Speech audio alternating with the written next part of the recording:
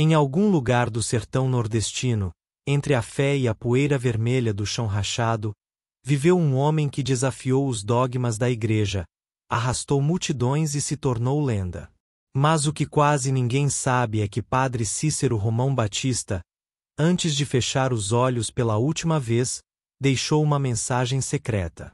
Uma carta. Um aviso. Selada à mão e escondida por décadas. Essa mensagem só deveria ser lida depois de sua morte.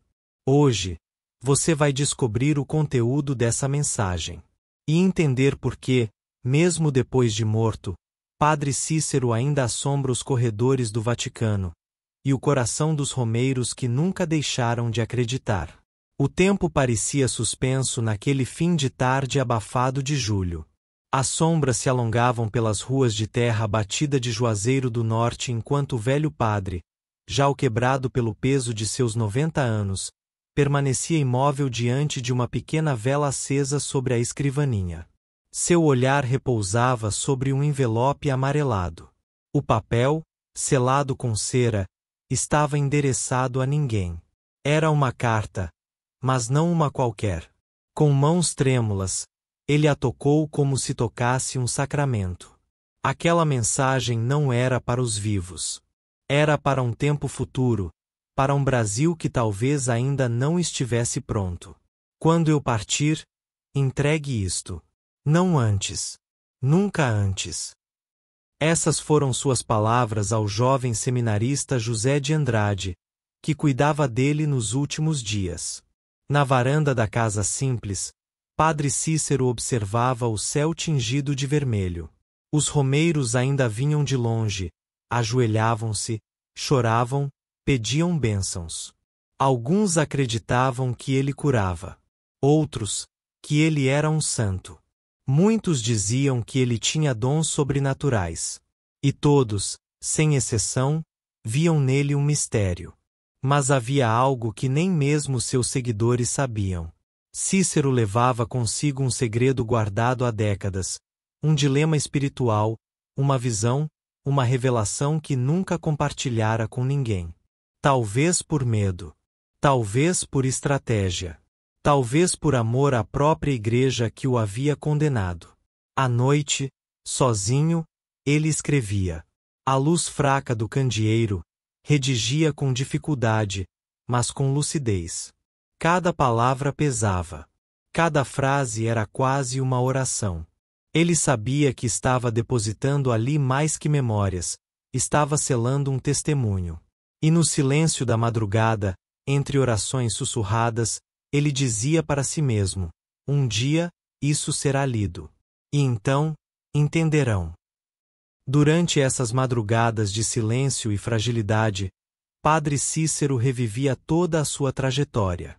Relembrou o menino franzino que, em meados do século XIX, brincava com os pés descalços nos arredores do crato.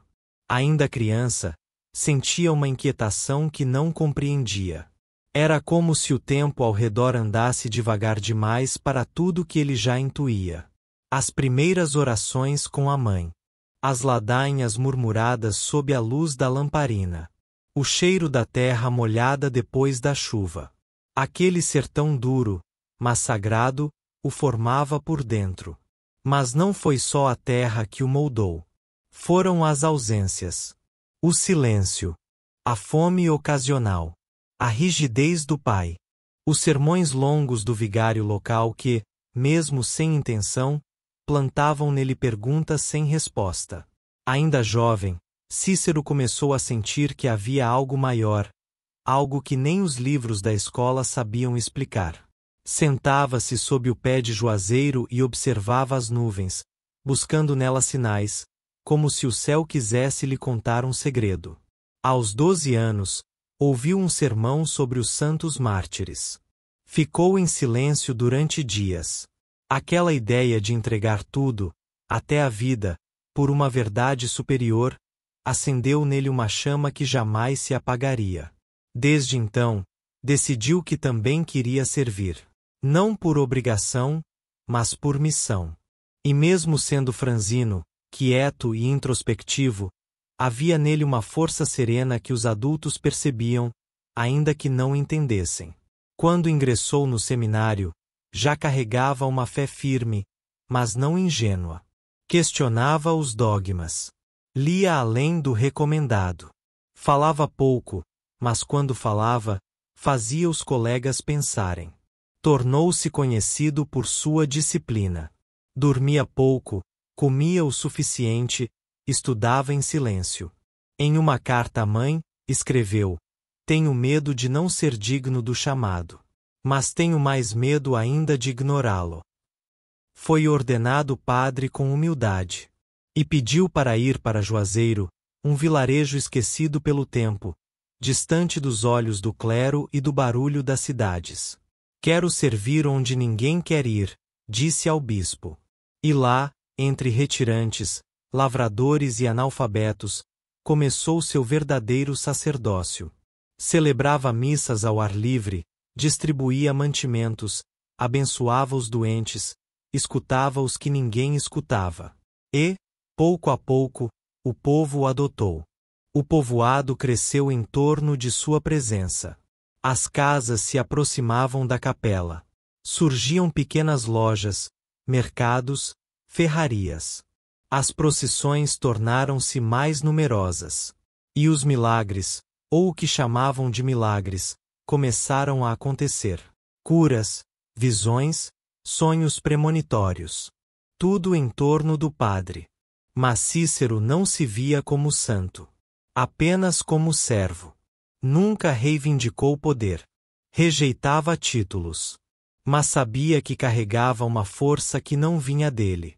Nas madrugadas, conversava com Deus. E com seus próprios medos. A carta, aquela que agora repousava sobre a escrivaninha, começou a ser escrita nesses momentos. Não de glória, mas de dúvida. Porque mesmo entre milagres e multidões, Padre Cícero era um homem com dilemas. E esses dilemas precisavam ser confessados em silêncio, para um tempo que ainda não existia. A carta falava da sua fé, mas também de sua dor. Da sua esperança, mas também da sua solidão. Falava sobre o amor ao povo, mas também sobre o medo de estar sendo instrumento de algo que ele próprio não compreendia por completo. Era uma carta ao futuro, ao mundo, à Igreja, ao próprio Deus. E naquele fim de tarde, com o sertão silencioso lá fora e o cheiro da vela se espalhando pelo quarto, ele sabia: o fim estava próximo. Mas também sabia que, com o fim, começaria a eternidade. E a carta seria a ponte. A ponte entre ele e os que ainda viriam. O dia ainda amanhecia quando Maria de Araújo, jovem beata de fé intensa, ajoelhou-se diante do altar improvisado na capela do horto. Era uma sexta-feira de comunhão, e Padre Cícero preparava-se para celebrar mais uma missa simples, cercado de poucos fiéis. Maria, de olhos fechados e mãos postas, aguardava a hóstia. Mas naquele instante, ao recebê-la, algo inexplicável aconteceu. Sua boca se encheu de sangue. O povo estremeceu. Murmúrios cresceram. "É o sangue de Cristo", gritou uma senhora. Começava ali o milagre, e também a maldição. Maria de Araújo foi levada para interrogatórios. Primeiro por emissários da Diocese do Crato. Depois, por representantes enviados diretamente de Roma. Um médico chegou a ser chamado. Examinou a jovem, fez perguntas constrangedoras, tentou encontrar truques. Nada encontrou. Mas mesmo assim, o veredicto foi lançado: fraude. A imprensa da época, mesmo limitada, logo soube. Manchetes sensacionalistas apareceram nos jornais do Recife, depois no Rio. "Beata simula milagre em vilarejo do Ceará", dizia um deles. A Igreja, temendo escândalo, ordenou silêncio. E a Cúria Romana enviou um comunicado oficial: Padre Cícero estava proibido de celebrar sacramentos publicamente. A notícia caiu como pedra no coração do povo. Juazeiro, Ainda pequeno, tremeu. Como o homem que curava, aconselhava, batizava e abençoava agora era calado. Alguns não entenderam. Outros se revoltaram. Mas Cícero calou-se. Ele aceitou a ordem com o mesmo silêncio com que aceitava o sol ardente do sertão. Retirou-se da liturgia pública, mas não da vida do povo. Continuou visitando doentes, aconselhando, distribuindo esmolas. Mas agora o fazia como um padre proibido. Para muitos, isso o tornava mais santo ainda. Enquanto isso, Maria de Araújo foi isolada. Proibida de participar de cerimônias, mantida longe do altar, tornou-se símbolo de escândalo. Vivia em silêncio, enclausurada em sofrimento. E Cícero, embora a defendesse em segredo, não podia desafiar abertamente Roma. Não ainda. Mas as romarias não paravam. Pelo contrário, cresciam. Gente do sertão profundo, do Agreste, de Pernambuco, da Paraíba, do Piauí, todos vinham ver o padre que enfrentava a condenação. Trouxeram oferendas, ergueram barracas, cantavam hinos e acendiam velas. Era como se a fé popular dissesse à igreja: vocês podem calar o padre, mas não podem calar nossa crença. A tensão aumentava. Bispos pressionavam o Vaticano para punir Cícero com mais rigor. Houve quem pedisse sua excomunhão. Mas o Papa, à época, preferiu o silêncio diplomático. Afinal, o padre do sertão tinha se tornado maior que o sertão. Cícero passou a ser vigiado. Cartas suas eram interceptadas. Relatórios eram enviados a Roma. Era visto com desconfiança não apenas como líder religioso, mas como figura política. E ele sabia disso. Sabia que qualquer passo em falso seria usado contra ele. Por isso, tornou-se ainda mais contido, mais cuidadoso, mais silencioso. Mas o povo não silenciava. Passou a escrever cartas de apoio, a organizar procissões em sua honra, a criar imagens dele com auréola, a pintar muros com trechos de seus sermões. E Maria de Araújo, mesmo em seu exílio forçado, era lembrada como mártir viva. Na solidão de suas noites, Padre Cícero escrevia. Anotava tudo: as visitas, os sonhos, as visões, os medos. Escrevia como quem precisa registrar a história antes que ela seja apagada. Sabia que sua versão dos fatos dificilmente seria ouvida pela hierarquia. Por isso, decidiu confiar no tempo. Se me condenam agora, talvez um dia compreendam, escreveu em uma de suas anotações. E foi nesse espírito que continuou sua missão, mesmo sem púlpito, sem missa, sem altar. Seu altar agora era o povo. Sua missa, o consolo que oferecia nas ruas. E sua fé era inabalável. No entanto, o sofrimento de Maria de Araújo não cessava. Cada vez mais isolada, vivia como uma penitente silenciosa. Alguns afirmavam que entrava em êxtase durante as noites, sussurrando palavras que ninguém compreendia. Outros diziam que sangrava espontaneamente durante orações solitárias. Mas o que ninguém podia negar era a dor em seus olhos, uma dor que misturava fé e abandono. Padre Cícero a visitava em segredo. Levava pão, água, palavras. Tocava-lhe a testa em oração, pedindo que suportasse. Em um desses encontros, Maria teria dito: Padim, se for para salvar esse povo, eu aceito esse castigo. Ele chorou. Pela primeira vez, diante dela, chorou como criança. E foi assim, entre lágrimas contidas, orações proibidas e uma fé que resistia ao peso da condenação, que o milagre do sangue se tornou o milagre da resistência. O povo, cada vez mais, enxergava em Cícero e Maria símbolos de um cristianismo mais próximo, mais humano. Não o das catedrais de mármore, mas o das casas de barro e das mãos calejadas. E a carta, aquela que dormia escondida, continuava a crescer. Porque enquanto todos olhavam para a superfície da condenação, Cícero preparava algo mais profundo. Uma revelação. Um desabafo. Um testamento de fé e desespero. Algo que só viria à tona depois de sua partida. Porque ele sabia, certas verdades, só o tempo pode explicar. O sol parecia mais pesado sobre Juazeiro do Norte naquele verão.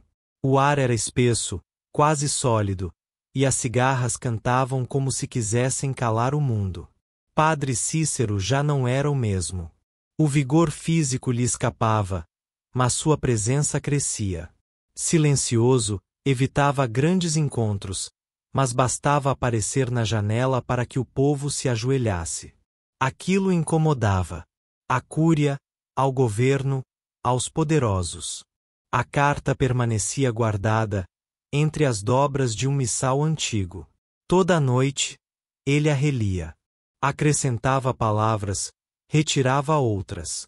Era seu diálogo com Deus, com a história e com aqueles que ainda viriam. Sentia que o tempo se esvaía. E com ele, a chance de ser compreendido em vida. Não era mais só a igreja que o condenava. Intelectuais do Sul o chamavam de manipulador de ignorantes. Diziam que Juazeiro virara terra santa de fanáticos. Jornais o pintavam como um curandeiro perigoso. Mas o povo via nele um pai, um pastor, um milagre ambulante. Havia romarias que duravam semanas, multidões que enfrentavam a seca, a fome e o calor para vê-lo, mesmo que por segundos. Com o tempo, Juazeiro virou epicentro. Militares passaram a monitorar a cidade. Alguns diziam que ali nascia uma república paralela. E não estavam de todo errados. Cícero agora mediava conflitos, apaziguava disputas políticas, acolhia líderes sertanejos. Era mais que padre. Era símbolo. Mas o preço foi alto. O Vaticano o ameaçou com a excomunhão definitiva. E, em 1916, a sentença foi decretada. Suspenso ad divinis. Um golpe cruel. Nem mesmo o título de padre lhe restava. Cícero sentiu o chão ceder. Chorou em silêncio. Pela primeira vez, pensou em deixar Juazeiro. Mas ficou. Porque ali estavam os pobres, os retirantes, os sem nome. E eram por eles que ele havia aceitado tudo aquilo. Com eles, partilhava o pão, a fé e a dor. E era por eles que ele continuava a escrever aquela carta. Agora, com mais urgência. Cada linha era um clamor. Um apelo ao futuro. A carta se tornava também um testamento. Nela, ele narrava suas visões. Sonhos recorrentes com Maria de Araújo coberta de luz, com igrejas desmoronando e com o rosto do Cristo chorando sangue. Escrevia sobre as noites em que o silêncio parecia falar. Sobre o dia em que ouviu, em oração, uma voz dizer: aceita o exílio. Ele é teu martírio. E ele aceitou. Calado, mas nunca vencido. Passou a andar menos. A saúde fraquejava. Mas ainda recebia romeiros, dava conselhos, escrevia. E orava. Sempre orava. E Juazeiro crescia. Ganhava ruas, mercados, procissões. Ganhava alma. Mas ainda era vista com desdém pelas autoridades. Um reduto místico, perigoso. Havia medo. Porque Juazeiro não se ajoelhava diante do poder.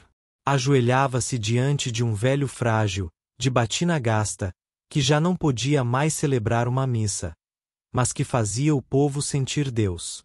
E era ali, naquela contradição, que nascia a força de sua mensagem. Uma força que só seria entendida décadas depois, quando a carta fosse, enfim, revelada. Na penumbra de seu quarto, Cícero escrevia à luz de lamparina. As mãos já trêmulas, mas a mente clara. Ele sabia que não viveria para ver o resultado daquela mensagem. A carta, em seu conteúdo completo, era mais do que confissão ou desabafo. Era um mapa. Um roteiro espiritual. Nela, ele dizia que não era santo, mas servo. Que não era vítima, mas instrumento. E pedia perdão, não por desafiar a igreja, mas por não ter conseguido salvar Maria. A culpa o consumia. Ele sonhava com ela quase todas as noites. Sempre em silêncio. Sempre com um olhar que misturava compaixão e cobrança. Ele sabia que aquela mulher havia sido o preço de sua missão.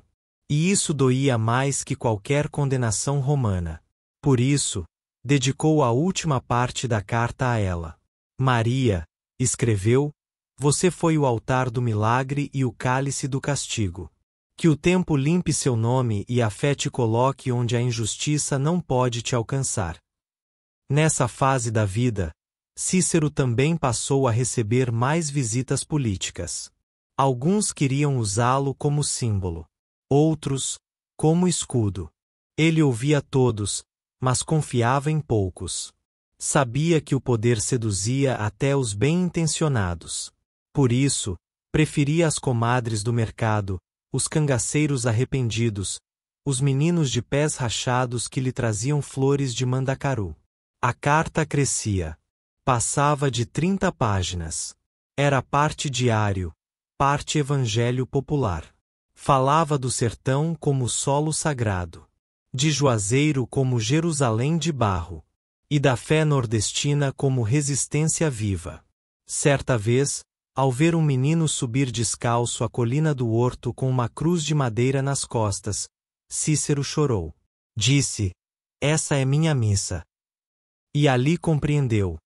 Talvez sua punição tivesse sido seu verdadeiro chamado. Talvez, sem o altar, ele tivesse aprendido o que é ser altar para os outros. Essa consciência moldava cada palavra da carta. E por isso ela deveria ser revelada apenas depois de sua morte. Porque só então o mundo estaria pronto. Porque só então o Vaticano talvez abrisse os olhos. Porque só então o povo entenderia que o milagre nunca foi o sangue, mas a fé que resistiu a tudo. A madrugada em Juazeiro chegou com uma estranha calmaria.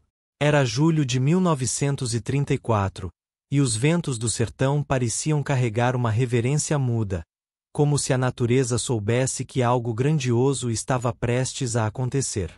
No quarto escuro, iluminado por uma vela trêmula, Padre Cícero respirava com dificuldade.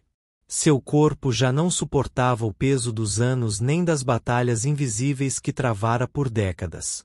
Porém, mesmo em seus últimos momentos, sua mente não estava na dor, mas na carta. A mensagem. A confissão. O testamento de fé. Ela repousava ao lado de sua cama, protegida por uma capa de couro gasta. Era para ser aberta apenas após sua partida. E assim seria. Na manhã seguinte, quando a notícia se espalhou, Padre Cícero morreu. Juazeiro parou. O sertão chorou. Homens e mulheres, velhos e crianças, todos se ajoelharam. Era como se uma estrela tivesse caído do céu, mas sua luz permanecesse brilhando no chão rachado da fé nordestina. As romarias multiplicaram-se. Pessoas caminhavam por dias para se despedir. Carregavam cruzes, promessas, lágrimas. Muitos diziam ter visto sinais no céu. Outros ouviram vozes durante a madrugada. Mas todos sabiam que aquele homem não era comum. Era santo, mesmo que a igreja dissesse o contrário. O corpo foi velado por 3 dias. As filas davam voltas pelas ruas. No silêncio da capela, havia mais oração do que tristeza. Porque para o povo, Cícero não havia partido. Ele havia apenas mudado de lugar. Agora morava no céu, ou, como diziam os mais simples, estava morando com Deus, mas de olho em Juazeiro. E então, a carta foi lida. O responsável por abri-la foi um antigo discípulo. Alguém que guardava o segredo havia anos. O papel, amarelado pelo tempo, trazia palavras escritas com uma caligrafia firme, apesar das mãos trêmulas. A mensagem começava com uma confissão: se pequei, foi por amor ao povo. Se errei, foi tentando acertar onde tantos ignoraram. A carta continha revelações profundas. Falava de visões proféticas, de encontros espirituais com Maria de Araújo, de revelações que ele dizia ter recebido do próprio Cristo. Mas também havia pedidos: peço que não me canonizem com pressa. Que estudem minha vida. Que entendam minha dor. Que ouçam o povo, pois neles está a verdade. A mensagem denunciava a hipocrisia da cúpula eclesiástica, mas não com ódio, com tristeza. E terminava com um chamado: o altar não está nos templos, mas nas ruas, nas mãos dos humildes, no olhar de quem sofre. Façam da fé um pão, não uma espada. O impacto foi devastador. Mesmo os mais céticos ficaram em silêncio após a leitura. Os jornais, antes hostis, recuaram. Alguns padres renegaram a condenação. E o povo apenas confirmou o que já sabia. Cícero nunca havia deixado de ser santo. Nos anos seguintes, Juazeiro se tornou um dos maiores centros de peregrinação religiosa do Brasil. A Igreja, a princípio resistente, começou a reconsiderar. Investigações foram reabertas. Bispos foram enviados ao Nordeste. Alguns voltaram com lágrimas nos olhos. Em 2015, o Vaticano reabilitou oficialmente o Padre Cícero. Era o reconhecimento de uma fé que nem o tempo, nem os decretos, nem as punições conseguiram apagar. Mas a verdadeira canonização já havia acontecido há muito tempo. Nas preces das mães, nos terços das romarias, nos olhos dos que acreditavam. Porque, como dizia a última frase da carta, se um dia lerem estas palavras, saibam: minha vida não foi sobre mim. Foi sobre vocês. E por vocês, eu viveria tudo outra vez. Décadas após a morte de Padre Cícero, o sertão ainda ecoava seus passos. Juazeiro do Norte não era mais o vilarejo esquecido do final do século XIX. Tornará-se cidade viva, pulsante, moldada pela fé de milhões e pela memória de um homem que escolheu o silêncio ao escândalo, a cruz ao trono e o povo à instituição. Mas o verdadeiro legado de Cícero não estava nas ruas alargadas, nem nas estátuas erguidas em sua homenagem. Estava na alma. Em cada romaria, quando os pés descalços tocam o chão quente, há mais do que promessas. Há reencontros. O romeiro não visita apenas um lugar, mas uma ideia. Uma fé construída fora dos altares consagrados. Uma religião que sangra, mas não se dobra. Que chora, mas não desiste. Uma fé que viu em Cícero não um milagreiro, mas um espelho. E a carta? A carta atravessou gerações. Foi estudada, traduzida, debatida. Alguns a chamaram de loucura mística. Outros, de documento histórico. Mas para o povo, era a voz do padrinho falando baixinho, como sempre fez, ao pé do ouvido do coração. Nas escolas de teologia, começaram a surgir teses sobre a espiritualidade de Juazeiro. Padres e estudiosos buscaram compreender como um homem, mesmo silenciado, criará um movimento inextinguível. A conclusão era quase sempre a mesma, porque Cícero nunca quis ser centro. Quis ser ponte. Nas casas simples do sertão, a figura dele seguia presente. Sua imagem em moldura, ao lado do Sagrado Coração de Jesus. Seu nome em promessas. Seu rosto nas procissões. E suas palavras, nas preces que os analfabetos aprenderam a decorar de tanto ouvir. O que a Igreja levou décadas para reconhecer, o povo já sabia desde o início. Padre Cícero foi o que mais se aproxima de Cristo que eles já haviam conhecido. Porque, como Jesus, foi traído pelos seus, condenado por autoridades religiosas, abandonado por aliados. E, mesmo assim, nunca deixou de amar, servir e perdoar. A carta dizia: minha fé não é de púlpito, é de chão. E foi no chão que ele plantou o seu legado. Não nos livros, mas nos gestos. Não nas bulas papais, mas nos conselhos sussurrados. Não nos discursos, mas na escuta. E é por isso que sua mensagem resiste. Porque é viva. Porque é simples. Porque é de todos. Hoje, estudiosos comparam o movimento de Juazeiro às grandes reformas espirituais da história. Dizem que Cícero criou uma nova forma de vivenciar o sagrado. Uma fé sertaneja, visceral, encarnada. Uma espiritualidade do corpo cansado, da mulher rezadeira, do vaqueiro em silêncio olhando o horizonte. E em tempos de descrença, sua história voltou a ganhar força. Jovens redescobrem seus escritos. Documentários são feitos. Peregrinações crescem. E a carta, mais do que nunca, parece atual. Porque ela fala do essencial.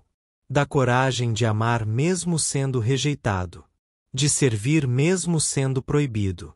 De seguir mesmo sem aplauso. Cícero morreu como viveu, em paz com Deus e em guerra com os homens. Mas venceu. Porque sua fé não precisava de aprovação. Bastava ser vivida.